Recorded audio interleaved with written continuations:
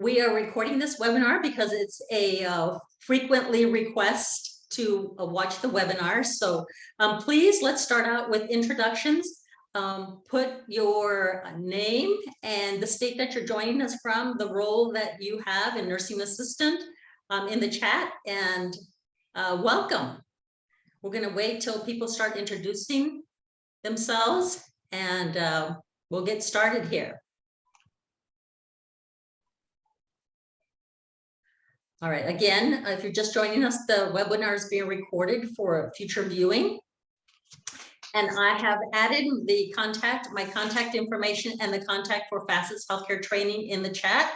So if you have questions or if you want to reach out to us, that's the contact information. My email is on there as well.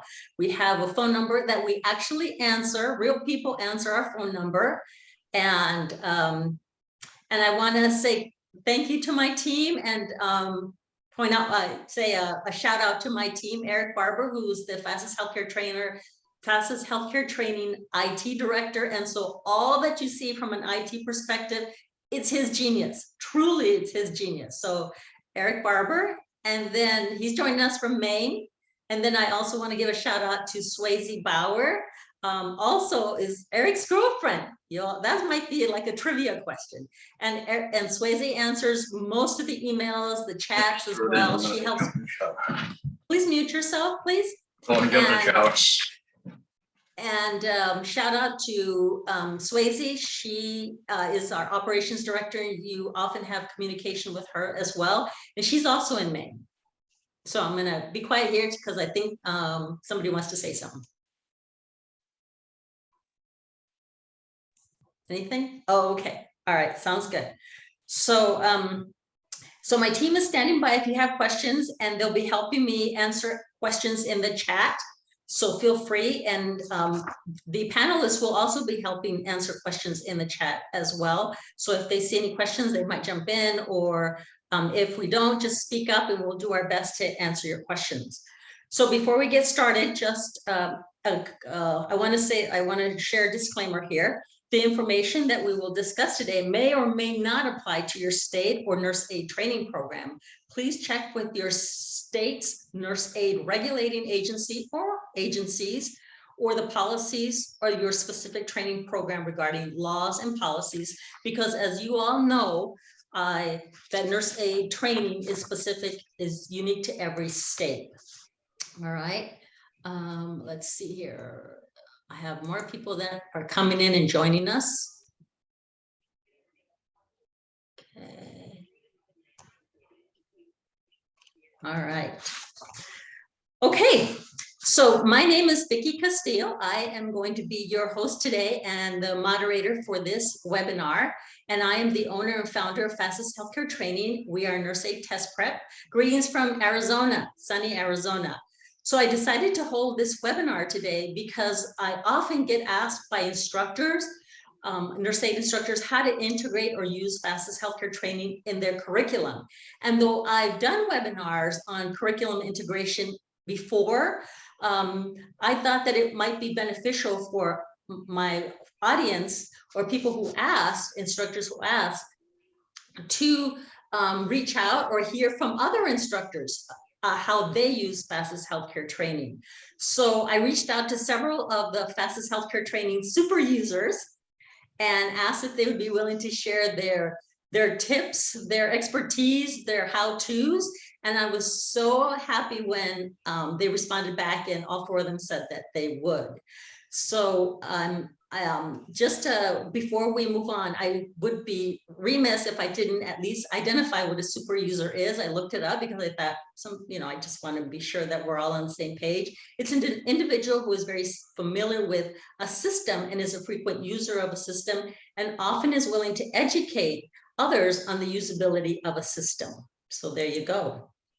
So without further ado, let's introduce our panelists of super users, and we're going to do this in alphabetical order. So we're going to start out with, let me get my slide deck going here. And can everybody see my PowerPoint? Shake your head. Yeah. Okay, perfect. Perfect. So we're going to start out with Aaron, tell us about yourself, where you're joining us from, and tell us about your training program. Hello, everybody. My name is Aaron Cantu. I'm an LVN, and I'm a high school teacher. I run the STNA program here for our school district here in San Benito, Texas.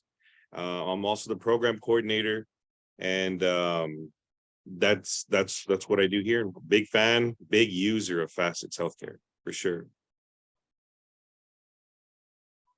Well, what was the second part of the question? I'm sorry. I think you covered it all. It was just me. I just had muted myself. Thank you. Oh, Aaron. okay. And Mr. Brown. Hello, everybody. I'm Albert Brown. I'm an RN with my bachelor's degree, and I am along with my wife, I'm the owner and operator of FirstStep STNA program, downtown Lorain, Ohio. And I love.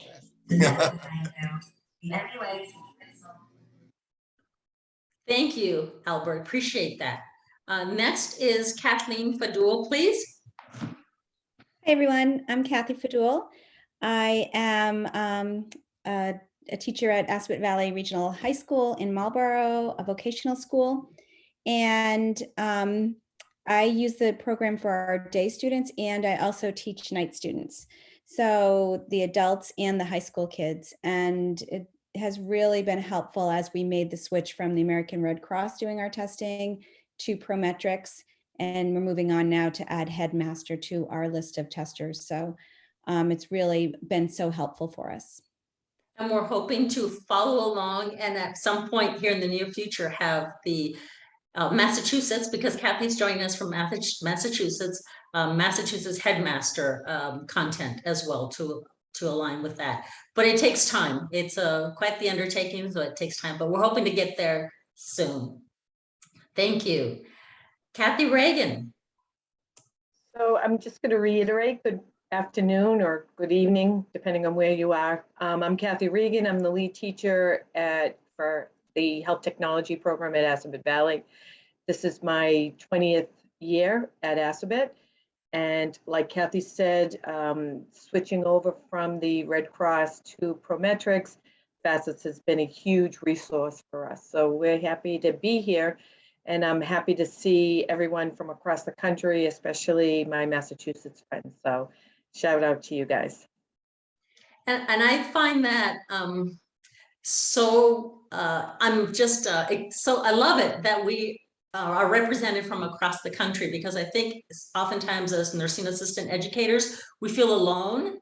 And too often we might feel like we're kind of low men on the totem pole, and we feel alone. We're not sure if there's others out there that are experiencing what we're experiencing. So I think it's important that we have a community of nursing assistant educators, and we're there to support each other and share with one another and help each other as well. And then also I wanted to comment that both Kathys are from Massachusetts, and they also assist me with content creation.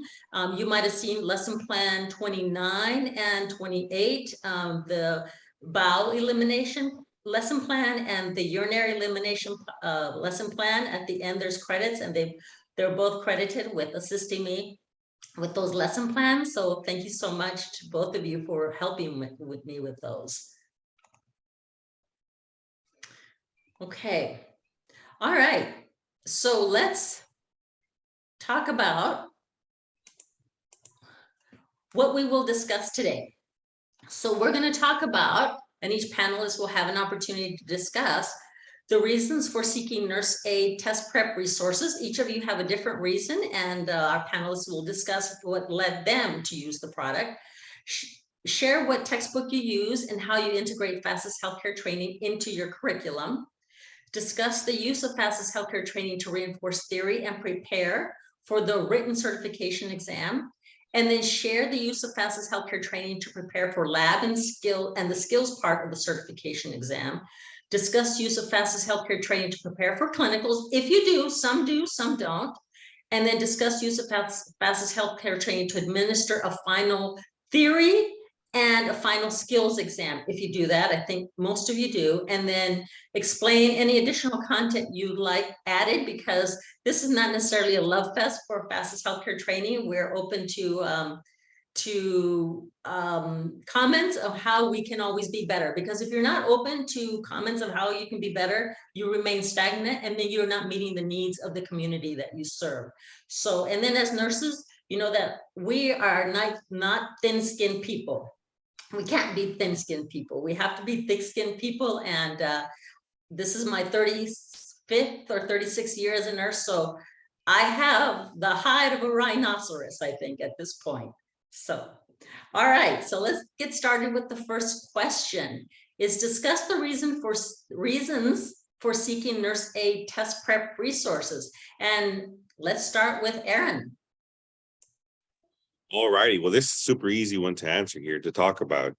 So the reason why we look for resources is because, especially here in San Benito, I'm limited on the amount of time that I get to have with my students. In a high school level here locally, where I'm from, South Texas, they typically give the high school students about a year's worth of preparation for their certification exam at the end of the year. Somebody did it before me 8-9 years ago in half a year, so they've kept it at that amount of time. So every school year here at a high school, I get 2 different sets of students. So for me to teach them the skills properly, to follow all the steps, it was very difficult. Even before we had Prometrics in place, that's our testing agency that we have here in Texas. We had one by the name of Pearson VUE. And they had some resources, and I kind of got trained from some other instructors here locally, and I was able to do, you know, my education for my CNAs. In the middle of the pandemic, or like we were talking a little while ago, 8 months after we got hit, and after planning for the school year to start, at the beginning of the school year, about a month in, our testing agency, they stopped testing our students, and they switched over to a different company now called Prometric. And I was really lost. And to be honest, FACETS fell into my inbox from a teacher who taught next to me. And I looked into it because I was using YouTube and I was searching all the different skills. Everybody was going crazy online trying to figure out how to teach these new skills under Prometric.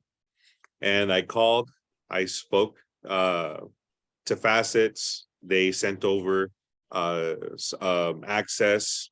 We purchased, and it's been a blessing. It was really easy for me to transition from Pearson VUE mentality to Prometric to prep the students for these exams, because FACETS was very easy to use, and it helped me teach the skills portion.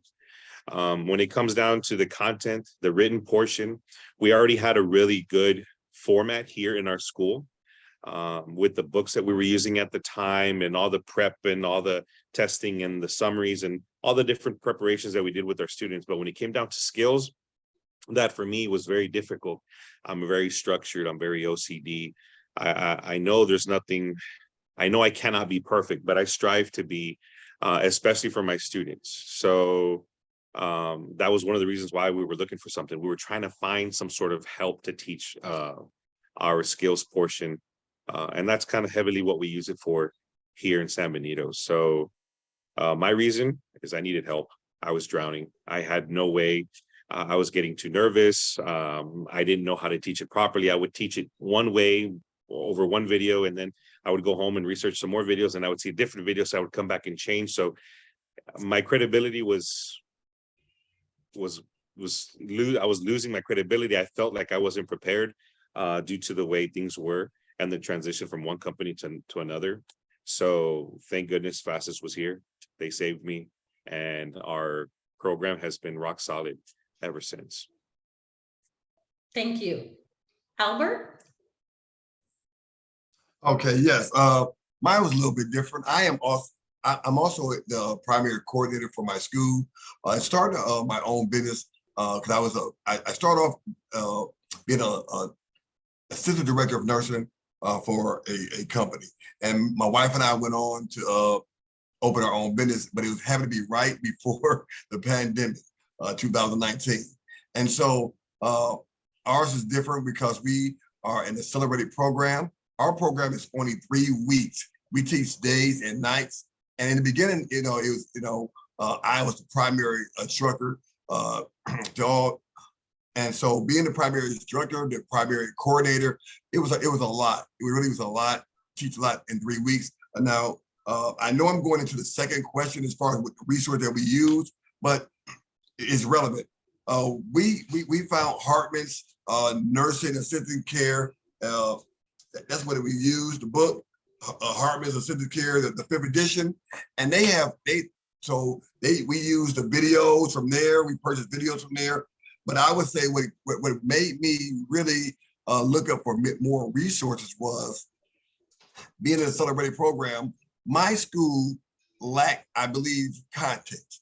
And so Hartman's book, although I'm teaching around the book and I'm adding even life experiences in it, because I've been a nurse at least 20 years. And I started off as STNA. So I started off as a CNA or STNA, 6 years, LPN, 6 years, RN, 6 years. Now got my bachelor's in 2017 or 18. And so been in nursing for a while, but it was the content of the book. It seemed like, my students wasn't, so like half my class would pass, half would fail. And so I'm like, and they'll come back and say, well, Mr. Brown, you didn't teach this or you didn't teach this. And I'm like, what? And so that really, just like Aaron, I went to the Marine Corps at 18 years old. So I'm a little militant and structure. And, failure just is not always an option in Marines, okay, or that mentality. And so no man left behind is our motto. And so for me to leave one of my students behind just was not sufficient. I didn't like it. And so I had to go out to find another resource. And so when I Googled, and so and this came about, and I seen the content, and I know that people learn different. So my students now can read the material. My students can see the material, and if you can't even read that good, they can hear the material, and that made the world for me, that they can reiterate. Because being in a celebrated school, I'm like I said, 3 weeks, we're banging it out, and sometimes things get lost in translation, things get lost in just people not being prepared, things get lost. And so now when I got to move, Vicky and FACETS can be with you. And that's what I tell them. Yeah, see, when I got to keep moving, you have self-paced Vicky and FACETS to be with you. And so you can go, and that's what I call it. This is self-paced. So you get chapter 1, you can review chapter 1, and go over, hear it, listen to it as many times. You can take it as many times as you need to, but I tell them, so I signed it like that's my homework, mandatory homework. They have to, and you got to get a 80%. I want to see 80s on everything. Okay, I don't care how many times you take it, but I want to see 80s all the way down the board. Okay, for it to qualify for me.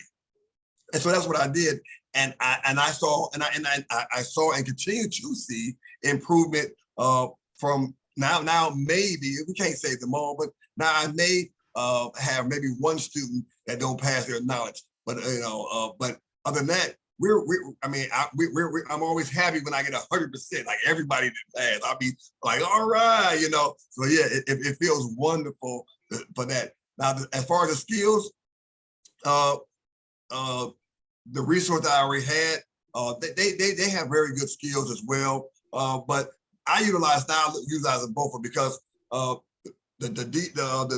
the Hartman skills, they're more lengthy and they kind of teach you stuff as well. But I use your skills because it's straight to the point, like this is what you do. And so I use that to go, it's really, this is what you do, let's get to it, boom, boom, boom. And I like that as well. So that's why I do that. Thank you, Albert. And so that means that if your students were in a group of 10,000 people and they heard my name, they would heard my voice, they'd be able to pick me out. Yes. And I'm sorry for that. You tell them that I said that they have my voice in their head, and I've heard that so many times. Yes. All right. Thank you. You're welcome. Kathy Faddoul. So our story, obviously is a little bit similar. We found out very suddenly that we were switching to a different tester. And we went from the American Red Cross, which is, they test very differently. And the things that they were looking for were so different than Prometrics, even to that, down to the skills that they tested. So we were really at a loss. We weren't really sure, what the testers were looking for. And we also were using YouTube, and we were, trying to figure it out. And like Erin said, we were, do it this way. No, we're going to do it this way. So, the first year was really a learning curve for us until I got an email from Swayze saying, hey, try this. We did a free trial and loved it. Loved that the videos told us exactly what we needed to do. And so that was so helpful for us that we were able to, have that expertise where it was so different than, what we were used to. Like Kathy had done, she'll tell you for 20 years, she'd been doing the same thing. And now all of a sudden they are, and I'd been doing it for 10 years. Now they're like, wait, nope, not doing it. And our lead time was, we had no lead time. We came back to school and they're like, oh yeah, we're switching. I also found that Hartman's, we use the Hartman's book, we're switching to that this year, but their videos don't have all of the skills. So, it was nice to have the skills that the students could go back and review and look at with their own accounts, and could study just like Albert said, at their leisure, at their own pace. Thank you. Kathy Regan? There really isn't much to add to Kathy, other than the fact with us in Massachusetts, like Kathy said, there was no lead time. So we were told, in September, got a letter, Red Cross isn't doing this, we're going to Prometrics. And, all of a sudden the chain starts. What's Prometrics? What's that about?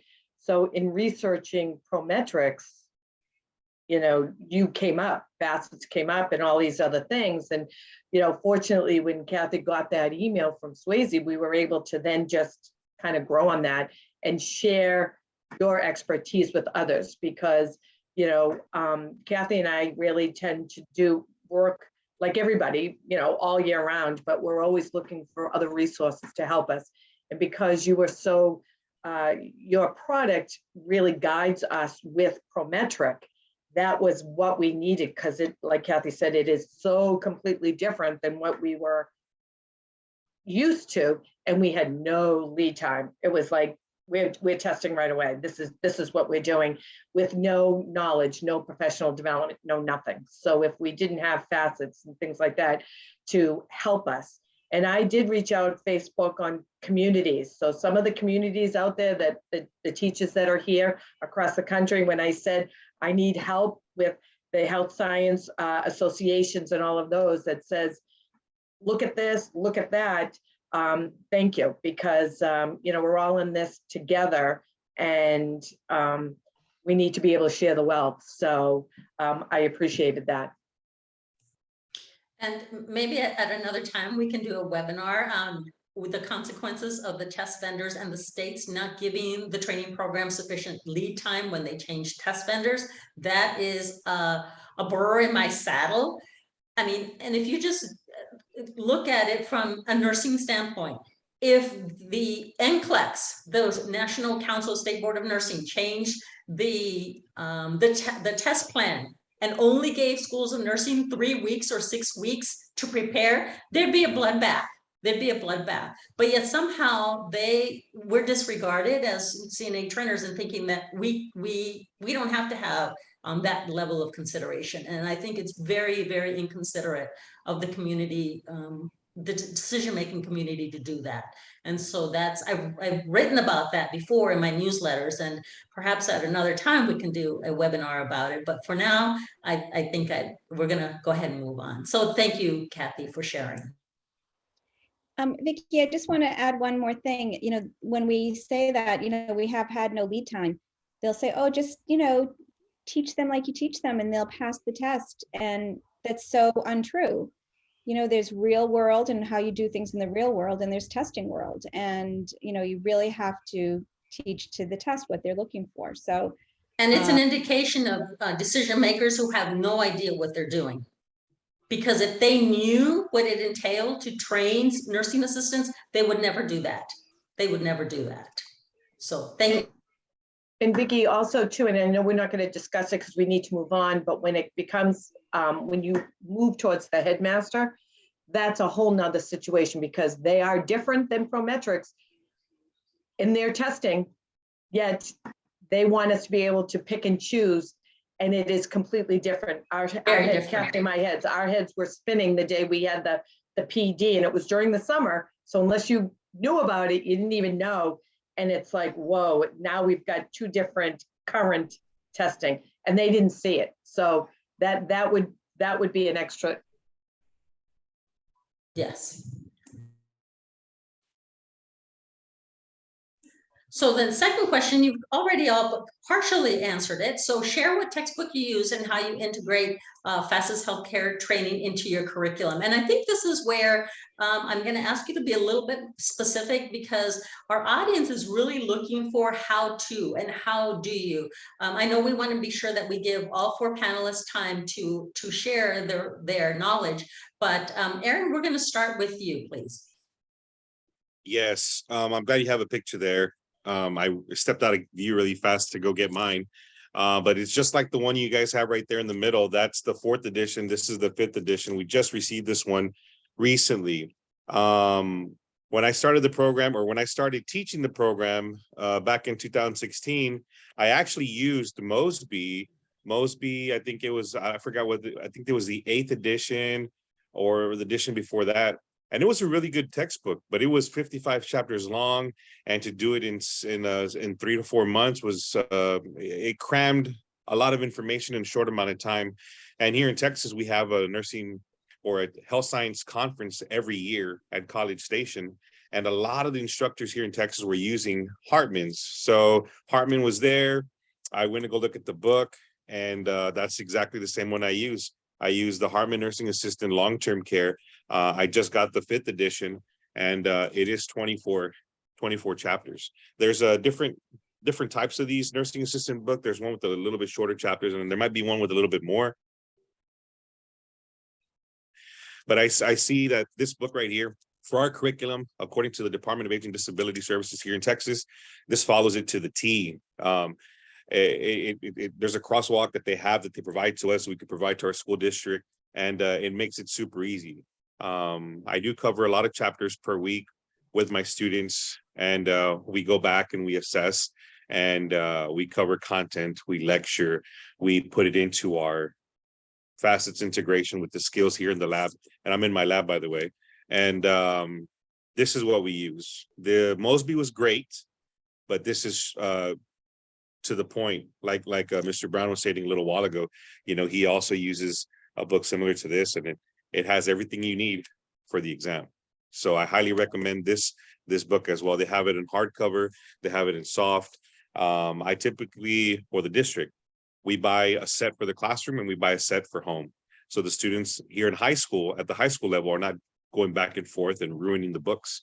And then during the pandemic, they actually gave me access to the book online. So they also had access to that as well. And down here where I'm from, we're so close to Mexico border towns that a lot of our students speak Spanish. So they offer these books as well in Spanish. Because if you teach it in English and then the student signs up to take it in Spanish, which I've had before, the success rate is really low. It's a different kind of Spanish, not Tex-Mex like we have down here in our local community. So these books, they're very helpful, they're right to the point, and it's everything that you need in order to teach the content to the students.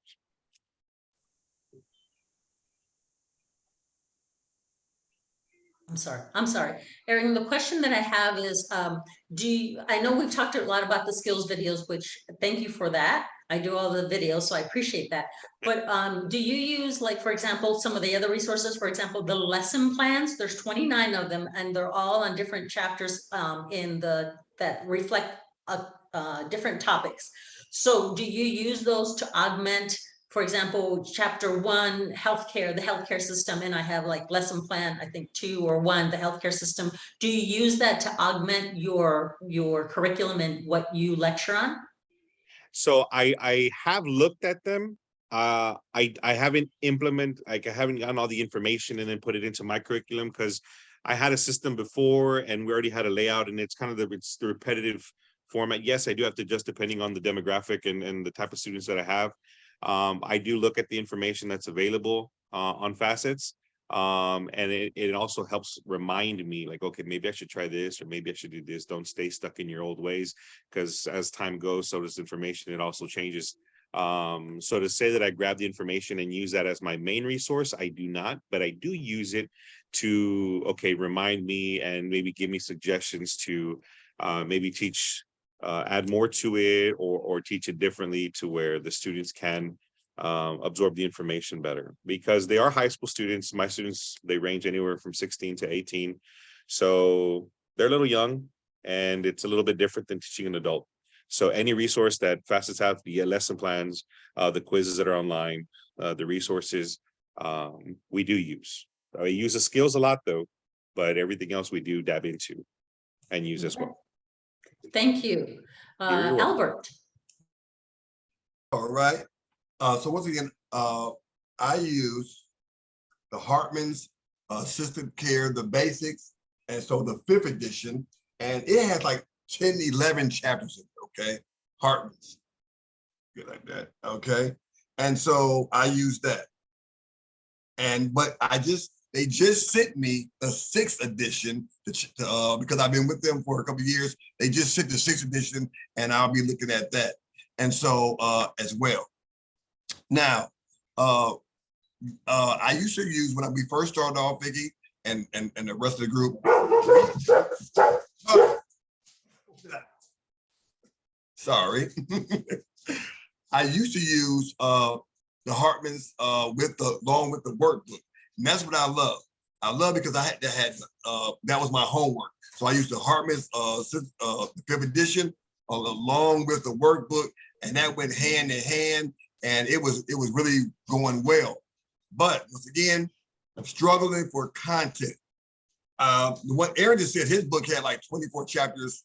See, like the one I had, it said it maybe has 10 to 11 chapters, and it is soft. It's not hardback, it's soft. So I maybe it could be different. I do teach adults. My youngest one has been 17. My oldest has been 62. Okay, because I'm an independent provider out there. So that's that. Now, what I can say, I stopped using the workbook as much. I don't use the workbook at all, because with me having a celebrated program, I was grading papers. It's like I never left my office. I never left. But going to FACET, now I have made the lesson plan. So your lesson plan is my homework, and they got it, and the lessons have the test. So it's like that's homework. So they do. They have. I mean, your lessons have like, now y'all got up to like 20. When I was first started, y'all only had like maybe 20. Now y'all up to 24, 20 something. So they keep growing, and they have to do that. And it's just easier for me because now I don't have to grade it. Now it's self-paced. They can go over and over and over, and it's better for me. So that's how I integrated FACET into mine. I no longer use, because Hartman's do have a workbook, and it was going good, but I don't use it. I use only FACET for my homework, and they have to do all the lesson plans. And thank you for those comments, Albert. And those lesson plans are a labor of love, let me tell you, a labor of love. And because of that, in reality, I'm only 20 years old. And so this is what creating lesson plans has done, has just aged me exponentially. But luckily I have Kathy that have been helping me, and I'm so appreciative of that. So Kathy Faddoul. Vicky, Kathy and I have loved working on the lesson plans with you. So we are, thanks for including us in that. We're so excited to do that and to continue. But I use the, I'm going to talk mostly about my night class, and I'll let Kathy talk about our day class. But I use the Hartman's the nursing assistant and long-term care, and home health aide, because I teach a home health aide portion also. So it's the 3 different Hartman books that we're talking about. And I use the workbooks for my students to use as a reinforcement, more as a formative assessment. But my students really want to use, have their own account on FACETS is what I am finding, because it's a, quick 100-hour course that I teach at night. And in the class that I just taught with another school, I had actually just 4 days in the lab to teach them everything. And it was really, really difficult. And when I asked for more like lab time before they went to clinical, they were like, nope, this is all we got. So, they were, they wanted that FACETS, the FACETS individual, I don't even know, the program that you have that the students can purchase. Student access. Yes, so they wanted that, and so that they could review it on their own, in their own time, and in their own way. Just like Albert said, that some like to see it, some like to, or maybe, I'm sorry, maybe Aaron said that some like to see it, some like to hear it, some like to, read it. So it hits all of the, it hits a few different learning styles. And we use also, I'll pull up the quizzes sometimes in the class, and we'll answer the quiz questions together as a class from your quizzes. And that's been very helpful for us too, along with using the videos. Thank That's you. Kathy Regan. Right. So on the high school side, we do use the Hartman, the long-term, with the home health aide. We're just purchasing it this year. But what we have been using for over 10, 12 years is the Applied Education Systems, or Health Center 21. So that's our online curriculum, and that's our major resource. So for me on the high school side, I use FACETS as more of the resource to supplement Health Center 21. And I know that they're across the country, so I'm sure there's probably a few of you out there that have heard about Applied Education Systems. And I love everything about the Health Center, and I'm not bragging about them, but how you fit FACETS into it is a little bit different, because we had, when we initially started this, we were gifted some free access for the students. And I found that because we're already using an online system, that they weren't taking as much ownership of the student access. They were getting more, they were more engaged when I used it as part of my actual curriculum. So my health center is more of their online independent homework, get that done. But FACETS was my in-class, student engaged, bring the lessons up, bring the videos up, bring the quizzes up, use that as a way of engaging the students in classroom as a group. And it really helped. I think I love the aspect of the videos, how you work the videos in, and Health Center will have videos online that they can refer to, but which is great, and they use it as a pre-learning and all of that kind of thing. But I use FACETS to supplement that. We did just purchase the textbook because I do feel that we're not reading as much in class, and I do like how the Hartman has the case scenarios and things that you can incorporate in. And I know that on FACETS, there are some case scenarios, which are awesome. Once you start being able to navigate and see all the resources that you provide on there. So I use it to supplement the health center. And I know you're going to get to the skills checks, which I can't wait to talk about those in a bit. So, but I do use Health Center. Okay, sounds good. Thank you.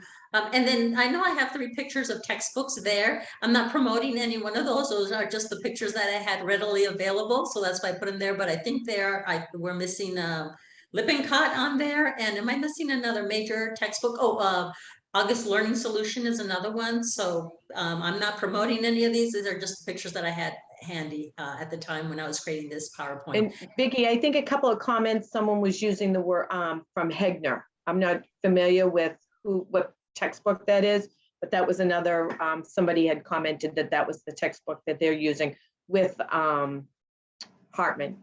Oh, okay, excellent. And if they could put a link on there so we could take a look at that, that would be great. And Erin, I think there was a question for you on the chat. Eric might have sent it to you, so just sharing that with you. Yes, I see here in regards to the students probably or possibly getting a little bit bored with Hartman because it is simple. My thoughts on that is, yes, it is compared to Mosby's that I used to teach. Mosby for me was more an in-depth textbook that I would use. And I always liked that one because for me, most of my students, they were striving to keep going. Here in Texas and here locally, most of the nursing programs, they require for the students to have their CNA license, or they give a lot of points, and it's very competitive here locally. So they give a lot of points. So my mindset was, when I barely got into teaching and I started teaching the CNA program, was okay, let's get them ready. Let's get them not just CNA, but let's get them nurse ready for nursing school with content. So that book was great, but I think it was a little too much because the amount of time that I had and the way it's structured here in my high school, I needed to go down to something a little bit simpler. And I felt the same way your students felt when I started teaching. I didn't have a lot of content to cover. So what I started to do is, as time went on, I would go back and I would integrate. I mean, I use the PowerPoints off of that book religiously. I don't just read PowerPoints. I talk about a little bit of everything. I integrate the PowerPoint, the text, facets, the skills, and I make it very, very a combined lesson whenever I do teach from Hartman. Like I tell my students, look, you need to know the basics from this book. I will elaborate, I will explain, I will teach you how you're going to incorporate all of this before you go to the nursing home to get your skills out of the way, what you're going to be expecting at the hospital or the nursing home, and on state test day. So if you focus just on this book and just giving them this book and letting them learn from there, they will be bored. And I'm not saying that's what you do. But if it was me, I could see my students the same way that you're stating, getting very bored with the book because it isn't very detailed like the Mosby's. I haven't used everybody else's book that they're talking about, and they sound really, really interesting. But Hartman, it helps me get just what they need to know for the CNA exam because it's a short amount of time in preparation.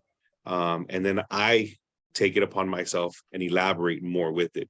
And I should probably look into the lesson plans more on facets. So that's something that I probably will do from here on out. So I hope I answered your question. I hope I gave you some pointers there in regards to that with students. It's okay. What we're doing here is we're learning from each other. So that's the beauty of what we're doing. We're all learning. That's the way it should be. So no worries about that. So let's move on to the next one. Okay, so discuss the use of FACETS Healthcare Training to reinforce theory and prepare for the written certification exam. I think we kind of went over that. And I have pictures here of the 3 test vendors. Of course, Credentia, which is Pearson VUE, but Credentia is just the nursing assistant arm of that. Headmaster, DNS Diversified Technologies, and Prometric. There are other smaller test vendors, but these are what I call the 3 national big boys throughout the country. So Erin, we'll start with you, and I know that you've somewhat answered this already, but if you would give us just a brief overview, and then we'll go on to Albert. I think out of everybody else that's on the panel here, I know it sounds like everybody else is using the lesson plans and all the content more than myself here on Facets. But to answer this question, I'm huge on skills from Facets. I think they're the best. I think the way it's outlined, and I actually had the TV behind me, but it froze, and I wanted to show you guys some stuff. But once you log on to the skills and you pick up every single video, it actually gives you a bunch of information. Prometric is who we go through, and they actually have it, all the steps in order, just like Prometric. I mean, it's word for word. There's tips, the supplies, a lot of things that my students ask me when we're here in the lab is, sir, what exactly do we need? Sir, how many towels, how many washcloths? Is this on a mannequin? Is this on us? So, you know, I don't remember everything. And sometimes I might be thinking about something else and I could answer them incorrectly. So I always go back to Facets and I say, hey guys, let's pull this up. Let's check it out. I never really tell them, hey, you do it. I mean, they could, but I try to help them out. And we pull it up and we're able to look at all of the steps that's needed to do the skills. And it helps me reinforce what we learned in the textbook back here in the lab. One thing that I haven't talked about yet was Facets also has mock sheets. Oh man, that is gold here in my campus. I mean, talk about creating a rubric. I stressed about that before, but man, that if you want to have a great success passing rate in regards to teaching the skills, all the different steps, depending where you're from and what's covered in your area, those mock sheets to help with theory, to help with, I mean, I know the questions here with written certification, but the skills is a very important part of it as well. So I actually print them all out and I put them right there over there in that green little the little slots, all the skills from Facets, they're all located right there. It helps me teach. When I'm here, it's just me by myself, and I could have anywhere from 8 to 20 students, and it's just me by myself. So it's very, very useful and very helpful. Thank you, Aaron. And I'm often asked, how did I come up with that point system for the mock skill sheets, for the steps? How did I come up with that? Well, because I've been teaching CNA for over 14 years, and I've taught thousands of students in this time in my career. And also I was a test evaluator for headmaster for 10 years, and then for Prometric as well. And then as a test evaluator, I saw many of the tripping points for the students in testing as a test evaluator. So there were some steps that I wanted to weigh heavier than others. And I try to make them as reflective of how they're going to be graded during the certification test. That's how I came up with that grading. But did I do it exactly like the certification test? No, but it's pretty darn close. I can tell you that. So that's how I come up with it. Yeah, that's how I come up with that. Albert. All right, we used we're right with the DNS, diversified headmaster, and so that's who we go through. That's who we first start off with, and so I also got their. I purchased their skill. Like I said, with being an independent owner, I'm just like reaching for everything. I mean, I'm just trying to give my students the best, education that they can get in a short amount of time. And so we use their videos, and that's why we use their videos along with your videos. I mean, like back to back. Also, the headmaster has a lot of good information. They let you know, like for instance, everybody know that the score went down, which I didn't like that. In 2 years, you had to qualify with the 85. I mean, what, 85 and 75, and now it's 70. And so, so they let us know that. They let us know when we went in, when we started off in the pandemic, you had 5 skills. Now we had 3 to 4 skills. So, and we had to learn that, like Kathleen was saying. I mean, you had to learn that quite quickly, and being independent. I didn't have a lot of people. I had to do this by myself. Me and my wife, we had to lean on just, what can I get and get it fast. And so to redo my whole curriculum. So Yes, that's what we use DNS, but we also my school is also, I made my school also as a certified where we get they're tested at my school. So and that's one another thing that, because I have to compete and here in Lorraine, I really have to compete with I have two. It's a small, but it's big, Lorraine County.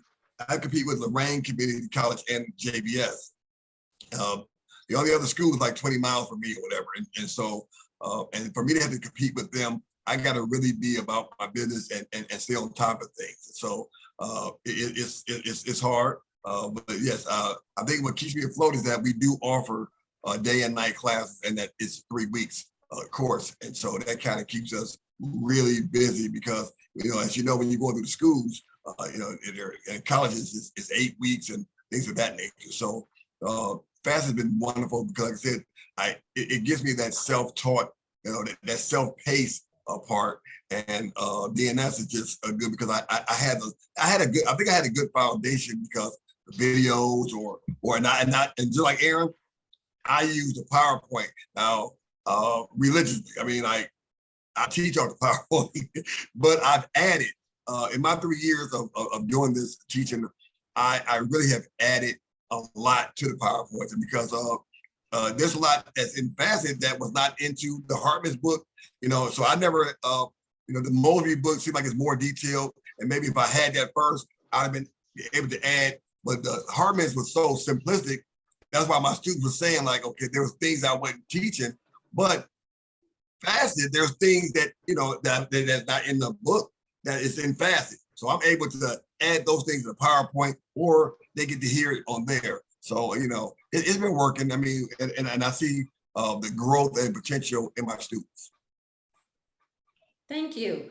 One of the things that I just wanted to share is that every lesson plan, I think Kathy and Kathy has shared this, but every lesson plan has a quiz attached to it. Every skill video has a quiz attached to it. And then on top of that, we have thousands of test questions in every CNA category that you can think of.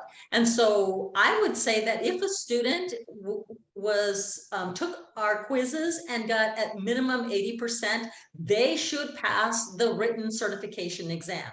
They should. Yes. And also we have math in FACETS too, because we all know as educators how weak our students are in math. So we have math test banks and handouts in there too to help them with their math skills. So, and then most of the testing companies, they will see math in the certification test. For headmaster, I know that's for sure, because I've administered those certification exams with headmaster as a test evaluator. So I know they will see it. So hopefully all that helps them prepare for the certification exam. Kathy Faddoul. Wait, one other thing I wanted to say was that I also utilized, like Aaron, I just found your skills that has enough. And that's been beautiful because I had to make my own when I first started my program.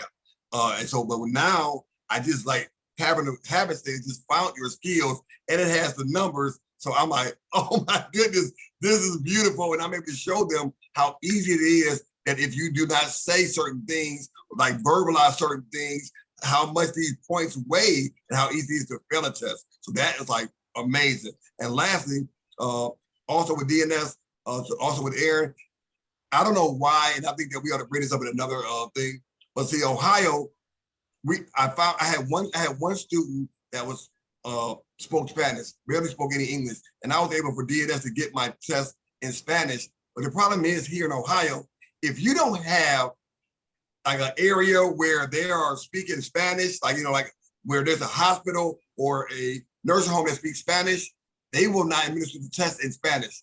But it was very good that I was able to get my student through because I was able to print the material off and the test in Spanish. And she did the test in Spanish and in English at the same time. And that kind of helped her, get over the hump. But, I don't understand why in this, in these great United States, why they don't make it, in the technology world, why you can't, and it's on the computer. So I don't know why you can't just have the test in Spanish or English. I don't know, but that's just a question. Thank you. Kathy Faddoul? Most of our students do pass the written exam, just like Erin and Albert said. We add to the PowerPoints that we get either through, we kind of create our own PowerPoints is what Kathy and I usually do. The test is only given in English in Massachusetts, and the Red Cross did allow them to have a translation dictionary, but Prometrics will not allow a translation dictionary. So we really have to work hard with our students where English is not their first language. That's the biggest holdup for us, I think, is the language piece. And in regards to the skills, just like Erin and Albert said, the mock testing sheets that you have, the checkoff sheets that you have are great, and we definitely use those, and those are a big part of how we teach our students and have them practice. And they also serve as a disclosure to the students, because I would use them and I'd say, this is how you're going to be graded. So you have those sheets, now you know what the grading rubric is going to be, and so no surprises. So it's full disclosure, and it removes some of the subjectivity that goes along with grading students during lab as well. That's what I like about them too. So thank you. Kathy, Regan. So there's probably really not much to add other than the fact of the exams that you said, both for skills, both the skills quizzes, the knowledge quizzes, and the additional math and those kind of things. We do use those constantly, and we repeat it, because especially for our ELL students, finding that the more they see the word and the more they hear the word and the more they understand the word, that by the time they go to take the written exam in English, they're more successful, right? We all know that as educators. So those exams are really great. And I'm not sure if I'm say this or not, but oftentimes we've made them into a Google form or a like a little, we play games with them. We put them on the board. They have the whiteboards, and just to try to keep it interactive and engaging. Because I find that our students are a little lazy, and they would not probably do the exams on their own as sufficiently. So, we put them in teams and we give them the whiteboards and reinforce and use all of that. And I will tell you, your I&O sheets, the worksheets that you have on there, and the math really is awesome for when the kids are working in groups and pair, and we can walk around and help them, because they do see those questions on the written exams. So it's really nice to reinforce that. And I will say another thing real quickly, that aspect is great for our students. We know with this pandemic, we have students who don't come to school for various reasons, that having this paperwork for them to be able to access and the worksheets are really helpful, that their learning can still continue. Thank you. We are at the top of the hour. We're out an hour, but I'd like to go on, because I think that the audience is getting so much out of this, and the people that have started with us are still with us. So I think I'd like to go on if our panel is still willing to go on. Okay, perfect. Thank you. So we're going to go on and to the next question. Okay, and I think this has been partially answered as well, is share the use of FACETS Healthcare Training to prepare for lab. Prepare for lab is the key, and then the skills part of the certification exam. So Vicky, I'm gonna pipe in here. Can I go first? Okay, go ahead. Can I go first? Okay, just because I haven't had much to say, and my Massachusetts friends know I have a lot to say and like to say a lot. And I had prepared some of the questions, and I love this aspect of it, because we talk about, as educators, we don't want to reinvent the wheel. And when it comes to preparing students for their skills portion, like you said, and I think Albert said, we were creating our own rubrics for evaluation of the skills. Did they pass the skill when they're in class? So, providing them with a worksheet so that they can do a peer-to-peer ahead of time. They have the worksheet, they can see where they made the mistakes, they can see what the score is for that exam. And then when it comes time for skills evaluation that Kathy and I do with the student, we use the same exact sheets with the same exact numbers for the rubric. The sheets mirror prometrics, so there are no surprises, unlike when we're, being tested with Red Cross. Who knows, depending on who the tester is, things could be a little bit different. So the fact that the skill sheets mimic your videos, so they watch the video and then they have the lab sheets to practice in the lab, peer-to-peer, work out the bugs, and then we use them for the evaluation, and they have to get a passing score. We require them to get an 80. And if they don't get an 80 on that written rubric, then they have to be retested after school. And, we're very, very lucky. Our students, we've had 100% passing on the exams. Now, if a student doesn't pass, it's because they don't know their right from their left. And your videos or your sheets aren't going to help them with that. That seems to be, I think, a common, that and not being able to count. I think those are common mistakes for students. But I think your resources are huge in preparing them for the skills portion. Thank you. Kathy Faddoul.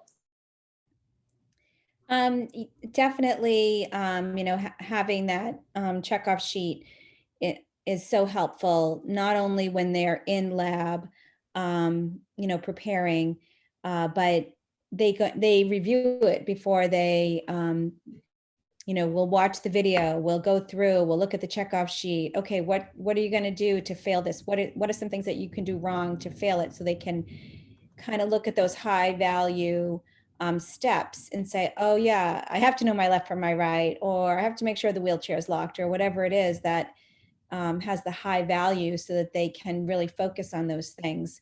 And I think giving them, it's something that they really have to focus on. It helps them because, we're asking them, a lot of times they'll do it once, they'll be like, okay, I know it, I'm all set. Getting them to go over it and over it and over it so that they know it by heart is, like, I think one of the hardest things in the skills lab. But Yes. having that checkoff sheet, they can look at it, they can prepare ahead of time, they can go back and say, oh yeah, I did not do this step. And being able to review the videos, really, really helpful too. Excellent. Thank you. Albert? Yes, I use like I said, I just found the rubric and I'm all amazed, like, oh, it's like a lost treasure or something. But I was already doing a mock skills exam, so my students are required, and actually I have one tomorrow.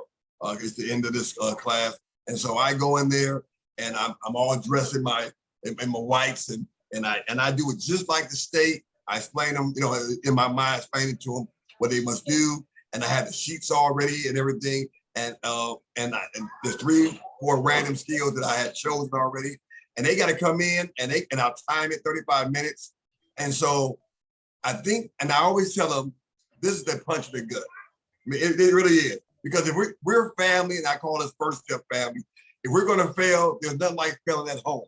Okay, you don't get no extra cost for that. All you gotta do is repeat it over. That's all. Hurt your little feelings, but it's a good check to see that how well you've been paying attention and if you know the skills. And so, but I do now. Like tomorrow, I already know I'm going in and I'm printing off the rubric and I'm going to attach that.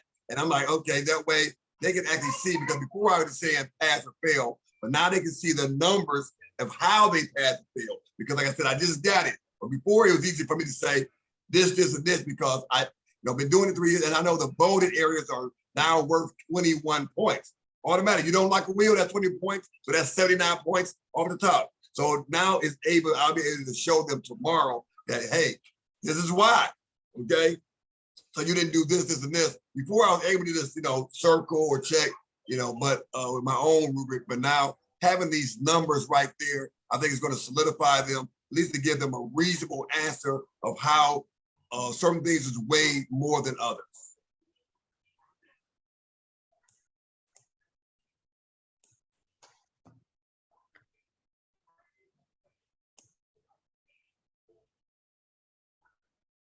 I think you were muted, but I think you were calling my name.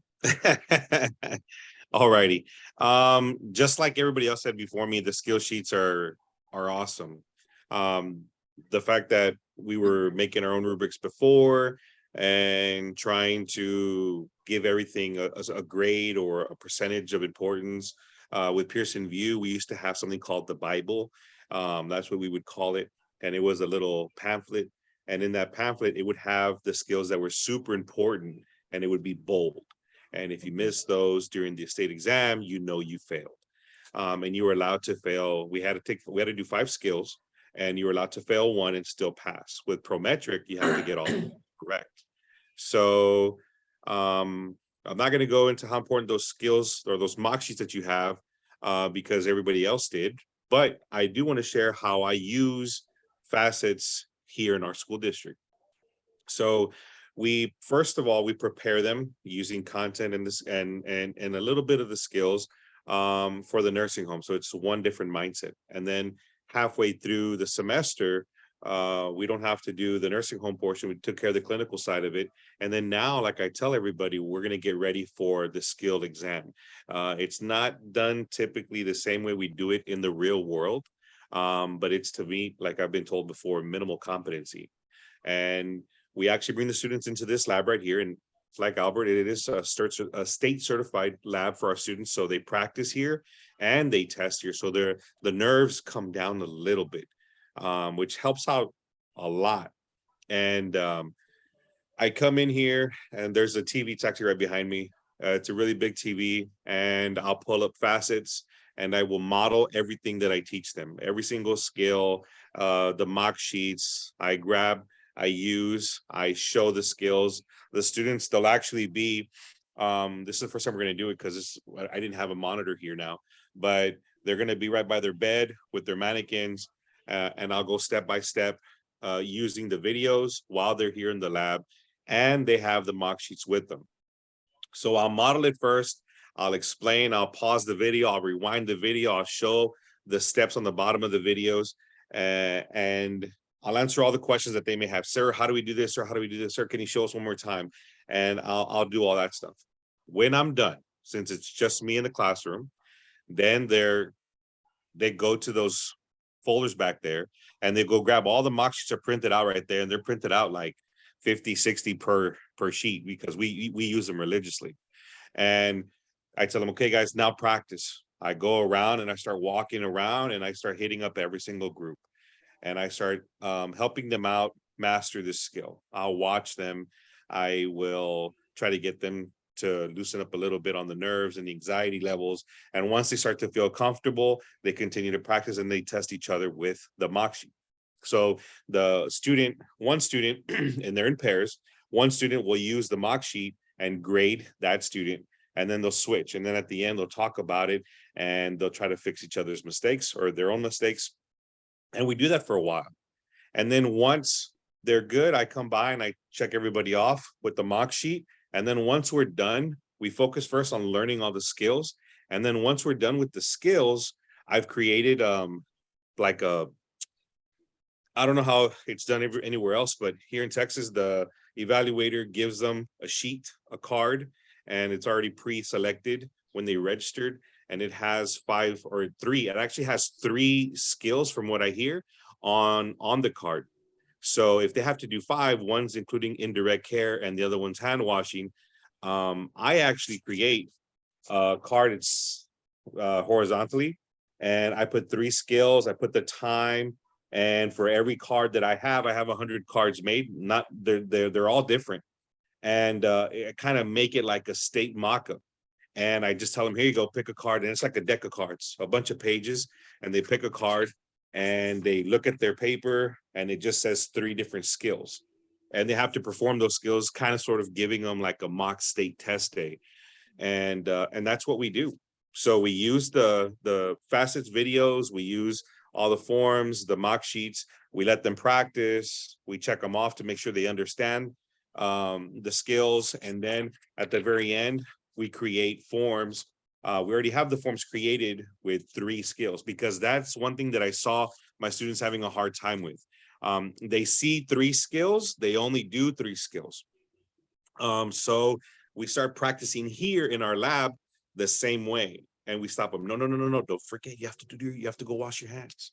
And then like somebody like Kathy said a little while ago, there are some steps that they leave out, or they need to practice a little bit more. Some of the mistakes that they do, mine, the nerves gets them every single time. Somebody did a pulse skill and they put 30. Somebody put 20. Or they're looking at the graduate syllabus for the intake and output, and they put, instead of mLs, they put ounces, and that's a big difference. So using the mock sheets, it's more to get the nerves and to get it in order. It's just like a football player or a band, somebody in band. They do the same steps every single time. They run the same plays. They march from summer till the end of fall or spring, and they do it so many times that they could focus on their music, or they could focus on the plays when they're out there on the field without even thinking about it. So having the mock sheets, repetition, checkoffs, and doing mocks, that's key. That's key to success when it comes down to skills.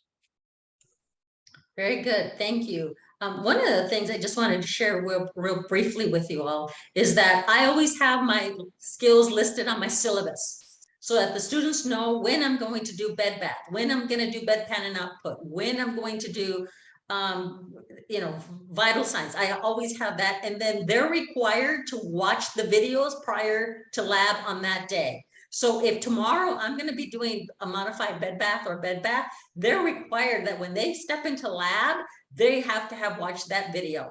And then I would even tell them, okay, so let's say something happened from home or whatever. I said, you all travel to school, at least turn on your cell phone, put your cell phone on, I said, and listen as you're driving, listen to me going through the skill. I said, disclaimer, I'm not telling you to watch the video as you're driving. I said, I don't want anybody to get injured from that. So I always make a big deal out of that. I said, I don't expect you to watch a video as you're driving.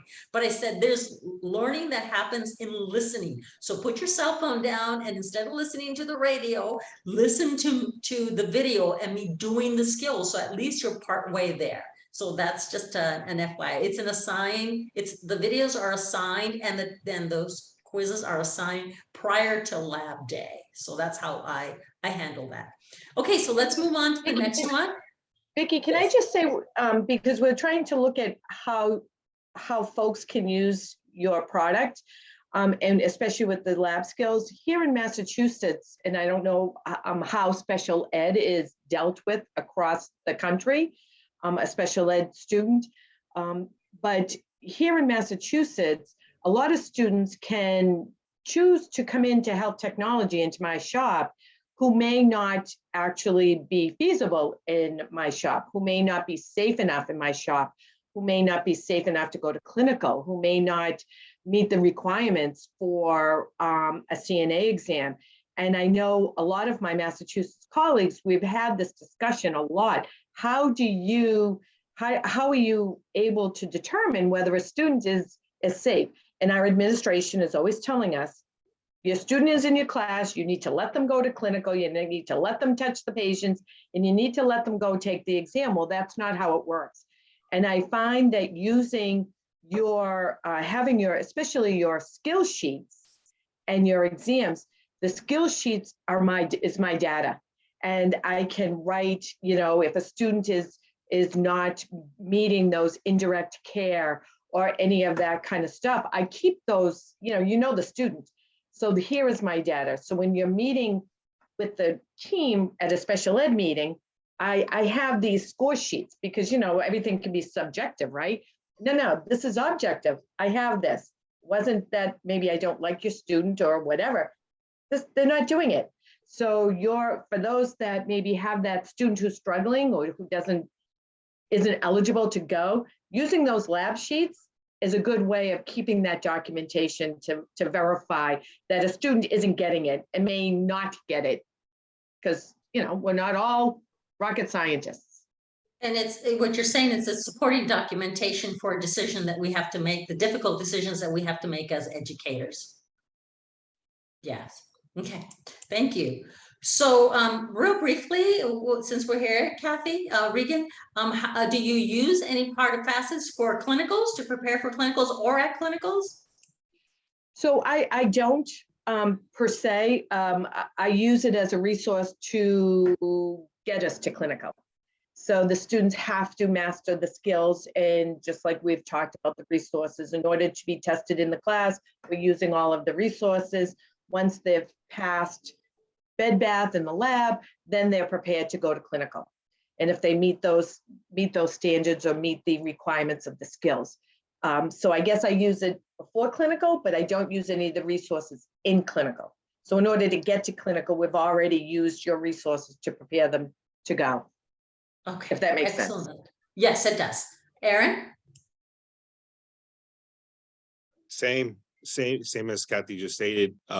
We use the skills portion to prepare, to expedite the teaching and the learning process, and getting the students prepared for clinicals. During clinicals, we just take care of business, what we need to take care of, get our hours, get in, get out. And then we come back and we focus on the clinical portion of the exam, just like we mentioned a little while ago. But great resource. Okay, Albert? I must say the same as Kathy and Aaron. I do the same thing. We use it for preparation, and then we go on to clinicals, and then we have our skills exam. So exactly as Aaron and Kathy, we do the exact same thing. Thank you. Kathy Faddoul? So yeah, similar. I do try to differentiate the difference between testing world and real world, and how some of the things may be a little bit different. Your environment may be different, and try to emphasize that we need to follow the principles of each skill and adapt them to the environment that we're going to be in clinical, and not for the students not to expect it to be such a clean, sterile environment that everything's going to be perfect. Your patient's going to agree to do all these things, and that this is our basis and we have to build on it. Yeah, I totally agree with all of you. I would say that if there was anything that could be used in clinicals, maybe the case study sheets during clinical conference time. Maybe if you're looking for a filler, I know most of us are not looking for fillers during clinical time because we're so busy. But if I would say, if anything, that might be something to consider if you're looking for something time filler at clinicals during conference time. But usually so much to discuss with patient care that goes on that I'm not looking for a filler. So, all right. Next one, let's see. Do you administer a final theory and a final skills exam? Just a yes or no, and just the basic expounding on that. We're going to start with you, Kathy Faddoul. Sorry, I think I'm having trouble with my internet. I couldn't really hear much of what you're saying. Can you guys hear me? Do you use the FACETS Healthcare Training to administer a final theory and final skills exam? It's a yes or no, and then just a brief expanding on that. So yes, for the final skill exams, we use the checkoff sheets that you have. And but for the written theory, we use a variety of different resources. But yes, for the skills exam, we use the checkoff sheets. Albert? As previously stated, yes, I use it for my skills exam. So I do administer the skills exam, and I will henceforth be using the rubric for the skills exam. Okay, Aaron? Yes, we do use FACETS for preparation of both theory and skills portion. I explain how to use FACETS platform, and the students do go in there. I'm able to watch what they're doing and see what they're scoring. So yes, we do. Very helpful. And we haven't talked much about the fact that FACETS has a tracking system for those of you that the schools have purchased access codes for the students. So I'll just briefly talk about that. So if a school purchases access codes for students, then the data that the students use or the time that they spend on the platform is the data that belongs to the school. So if I purchase something for you, what you do on that platform is my data. So we, as a result of that, the instructors are able to monitor how much time the students spend doing quizzes, how much time they watch videos, how much time they spend on every aspect of that platform. And so we get to monitor them and make sure that they really are watching the videos before they come to lab, and that they really are doing the quizzes as many times as they need to get that 80 percentile. So that has been a very valuable resource for the instructors. I've gotten a lot of comments on that, hey, I'm now able to see and know what Susie Q is up to and doing. So Kathy Regan? So I agree with everybody else. Yes, final theory and a skills exam, but to build upon Vicky, for you, we have used those student access platforms for those students that were out absent and missed a skill. And in order to come after school, they have had to have watched the skill and take the exam. And, you know, if a student says, I've seen it, and I know, Kathy, we've done this to a student, we've pulled it up and it's like, really 10 seconds, but the video is like 3.5 minutes, but you were on it for 10 seconds and they look at you like, whoa. So in that respect, it's a huge resource and a great tool for students to become accountable. And we've used it quite a bit with students that are out for various reasons. We know our students are out for multiple reasons, but it's been a great help to get those skills-based things to our students on their own, and then they come to us for skills support. Thank you. And we didn't talk about it much, but I do want to say that every program should be administering a final theory and a final skills exam, because that is your last chance to catch anything that you see that you need to fix for that student. And what I mean, not fix for the student, but if they're not wiping correct on peri-care, if they are not calculating the output correctly. So that's our last chance. So really, every program should be administering a final theory and a final skills exam, and also to evaluate how they're doing in terms of the theory component. So just an FYI on that. Okay, so I believe this is the last question, and we're going to start out with you, Kathy Regan, explaining additional content that you would like added. So I think this is a little bit unfair for Kathy and I, seeing as we're helping with some of those lesson plans that are still in the works, that we're going to be seeing. I think from a Massachusetts point of view, as far as the skills, you know, Red Cross went from, say, 8, even though they said there was 10, 11 or 13 or whatever, it was always the same 8 that they tested on, or the same 6 that they tested on. Now we're going up to, you know, 21 possible skills, having the videos for all of those skills. And now potentially going to headmaster. For some states who are doing headmaster, I happen to see that they're doing elastic stockings. So maybe staying current in the videos for the testing, even though we don't like we don't like teaching to the test, but we know we all do that. So to have that support as we move forward with these testing sites.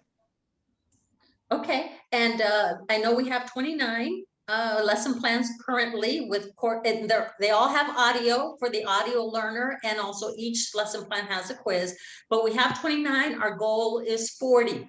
So once we get to 40, I believe we've covered just about every chapter in any textbook. We've pretty much covered. So it's a daunting undertaking, but I think we'll accomplish that hopefully before the end of the year. That's the plan. Aaron. Listening to the other educators on the panel here, it's really opening up my eyes to different ways that I can use FACETS from now on, and I will look into that. as soon as I can. Everything that's offered on FACETS, I use it all, and it helps out in every form or every area of my teaching. I guess to add something to FACETS, or something that I would like to see, something that would probably benefit our local area here that I've seen that's really helpful is maybe like those mock sheets that I make for my students, something of that nature, because maybe my timing is incorrect, but calculating the minutes and having like an actual mock sheet. I mean, and you already do the skill, so thank you for that. But to add to FACETS, maybe having some sort of mock state test sheets that have 3 skills, so the students can be ready, and maybe that could be used like a final exam, or evaluation, or you could have like a mock week set up.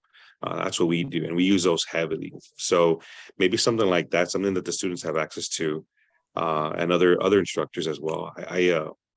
I know down here where I'm from, there's some other school districts, they come around and they ask what we do and what we use, and I show them everything: Hartman's, FACETS. I show them the lab. I show them how we prep, and every time I show them those cards that I've made, they really like those. So if I could add anything to FACETS, that would be my suggestion, something of that nature. So maybe we can get together with you sometime, Mary, to take a look at what it is that you come up with, and maybe we can come up with something. Eric is an IT genius, and I know if it's possible, he will make it happen. He has just done a job that I can't even envision. And he always wows me every time he develops something. So what you're basically saying, a way to randomly select skills. Yes. And the way I did it was, I 1 through 22, I went through a generator online. I created batches, 100 batches of 5 skills, and then I had to go back and then had to type. So for me, I'm not as savvy with technology as others. So I typed up, it took me about a month and a half to create these 100 deck of cards or forms. And it sets the student up for the actual day in the lab, because I think in the computer setting or the content, they're in front of like us here. We have laptops and they got the little cubicle area, so they're by themselves. But when they're back here with an evaluator with no emotion, and they're being watched, especially for high school student, when they're being watched like that, it gets them really nervous. So if we could just give them just a little bit more of a preparation, hey, it's going to look like this on state day, it's going to feel like this on state day.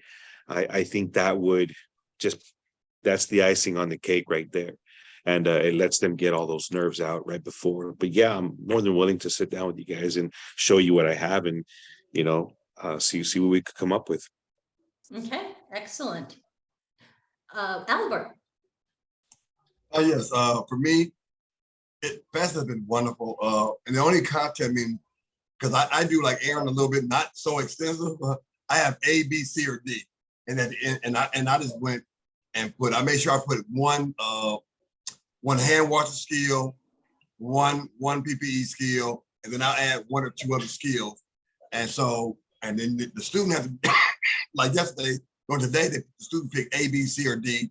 And then in the morning I'll get up and I'll go. And I already have them pre-put. I'll pick out those skills, and then they'll come in my lab, and they have to do them. So I have that. I wish I had more. So Aaron, that'd be helpful. But as far as FACETS, I did text in the comments.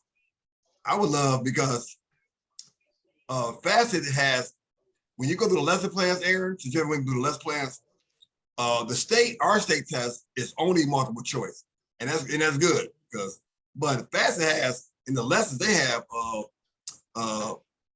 fill in the blanks, they have select alls and all that good stuff, which really goes to the critical thinking portion for our students. But I would love if I could have had a final. Cause I know DS do have we have a final on DS, but maybe if FACETS offered another final, 100 questions or 50 question final, I would like to see that. So that's the only addition that I would say for Eric. I know we offered a lot of work for Eric, but but if there was because I don't believe that the students can have enough questions. Now I do love the quizzes that they do have, but once again, I only utilized it as a self-paced, and actually go into the student bank and I can see when they do it.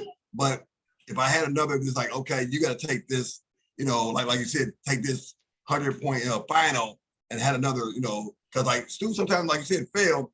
And so if I had that as a backup or even a replacement to where boom, I think it would be a great resource. And so I think that, Vicky, you're spot on because you've been doing this of how you word the questions. And I think, it's worded more geared towards what they see on state versus like with DS, it seems like it's not, it seems easier, straightforward. But when they get to the state, like I said, my students are seeing like, well, where did this come from? Like it's coming out of left field or something. So I think they need those type of questions on an exam versus, what we have. So that's just my own opinion. And we do have a version 1 and version comprehensive final exam on there. So I don't know if you've seen it, but I think it's 75 questions. I don't think it's 100. So maybe Eric can put in the chat. So we do have a version 1, version 2, and it's a comprehensive final exam. And then as a side note, I've written most of the questions, all 4,000 or whatever we have on there. So I tell you, I can enter a contest for writing test questions, and I think I would get the first prize because I've written so many now. So yeah, that's my brain you're seeing on there. I have had some help from instructors, but the majority, I'd say 95%, I've written them. Kathy Faddoul. So I think that one of the things that would be helpful for my students would be able to download the PowerPoints and print them out. A lot of our special ed students need, like, for me to be able to use the PowerPoints in class, I need to be able to hand them a paper copy. That's in a lot of the IEPs that we have for our students, that they get a paper copy of the, the material. Even though it's online, that doesn't cut it for all the students. Some like to have it written out. And so that is one reason why I don't use all the PowerPoints, because I need to have something that I can hand to them. In the, the discussion on creating like a mock CNA test that, Prometrics would administer. When Prometrics came to Massachusetts, they gave us a webinar and they showed us what their cards look like. So we have created the cards, and we take a measurable skill, a mobility skill, and an ADL skill, and we just put them together and calculate the time based on the card that Prometrics showed us in their webinar when they came to Massachusetts. So I think a lot of people are creating these mock CNA tests. It would be great to have it all, right there. That would be a nice thing. But for me, the bigger thing is access for my students who need printed materials, whether it's the quiz printed out or, the PowerPoints downloaded and printed. Yes. Thank you. Thank you. I appreciate that. That feedback is very important to us. All right. So any questions from the audience? I'm going to wait here a few minutes to answer, put in the chat. And believe it or not, our participants have stayed with us. So we are obviously providing them a tremendous value, sharing our expertise that the individuals have stayed with us for over an hour and a half. It just speaks to how they appreciate and value all that our panelists have shared, their how-tos, their tips, and hopefully helping to make their program stronger and help their CNAs become better practitioners and pass that certification test. I know we can't teach the test, but you know what? They can't move on until they do. They can't move on until they do. All right. So contact information, again, Eric of my team has put it in the chat. Please join our mailing list if you'd like to. We hope that you will. Our mailing list, he's put that link in the chat. Aaron is open to you contacting him if you would like to. He's there as a resource for you all. So his contact information, he has given me permission to share it. So there it is. I know that my team will put it in the chat if you'd like. And then finally, again, there's our link for our newsletter. I send it out monthly, the first week of every month, and sometimes bi-monthly, and it's updates to our products. It's about test vendor changes, is about me being upset about changing test vendors and only giving states 3 weeks to do it in. So lots of information I try to share, not just about FACETS, but what's going on in the nursing assistant world, regulatory changes and whatnot. So I hope that you will sign up for our newsletter. And then also in the FACETS Healthcare Training website, we have recorded webinars from the past and then previous newsletters that we've done as well. And just about 6 weeks ago, maybe a month ago, I did a webinar on how to run an efficient skills lab, and it was very highly attended. The recordings have been watched as well. So hopefully this will be the same. And then as the panelists have spoken, we offer free trials. We want you to try before you buy. I don't want you to spend money on something that and not be sure about it. So we want you to try it out first. And that's near and dear to my heart. I don't want any program to spend money because let's face it, CNA isn't making the millions of dollars. No program is out there. So I don't want you to spend your money unnecessarily. So we do offer free trials to you and to your students so you can try it out. So that's just contact us. That's all you need to do, contact us. And then thank you once again to our panelists for sharing their expertise. Thank you to Aaron, Albert, Kathleen Faddoul, and Kathleen Regan for sharing their expertise. And they have just done an amazing job and so much knowledge and value in what we have shared today. Any final thoughts from anybody? Thanks for having us, Vicky. This was, it was great, talking with other CNA instructors and, hearing different strategies. So thank you for putting this together. You're welcome. Thank you for being willing to be here. I appreciate it. Any other final thoughts from anybody? I'd like to reiterate what Kathy said, and also as educators, right, we don't want to reinvent the wheel. Really take advantage of this great resource. It will prepare your students and it will alleviate a lot of anxiety, at least it did with us at Assabet using FACETS. So people need to reach out and see what all the chatter is about. Yes, thank you, Vicky, for inviting us onto the panel here to share what we do and how we integrate FACETS into our teaching. And just like Kathy said, take advantage of the system here of the company FACETS Healthcare Training. It's amazing. It makes everything easier and it helps you train your students a lot better. Thank you, Vicky, for inviting me to the panel. Thank you for sharing it and let you know that you're not out here by yourself and alone. And I appreciate that. It does make things easier, like Aaron said, and it also allows us to see which students are dedicated to their studies and which students are maybe lacking in some areas, especially when you go in there and see how many times they've tried different skills or tried different lesson plans and the grades there. Because if you set the bar low, I have students that just want to hit that bar. If you say 75, they'll just hit 75. And so to see that, and so I appreciate this panel because, like I said, once again, it's been frustrating, been a long, arduous 3 years, but I do see the growth and potential, and FACETS has been part of that journey. So I thank you, Vicky, for all your knowledge and all your things that you brought to this, and I appreciate it. You're welcome, everybody. And any other comments from the panelists? I think we're good. And I want to once again give a shout out to my amazing team, Eric Barber, the genius behind all this technology, blood, sweat, and tears. Amazing what he's able to do. And then Swayze Bauer as well, for all she does. I couldn't do it without it. Believe it or not, all of that FACETS is 3 people. So we work around the clock. We really do. Sometimes I say, why are we up at 3 o'clock in the morning? But that's what we do. So we're dedicated to what we're doing, and we see that it makes a difference, and it just motivates us. So anything else from my team?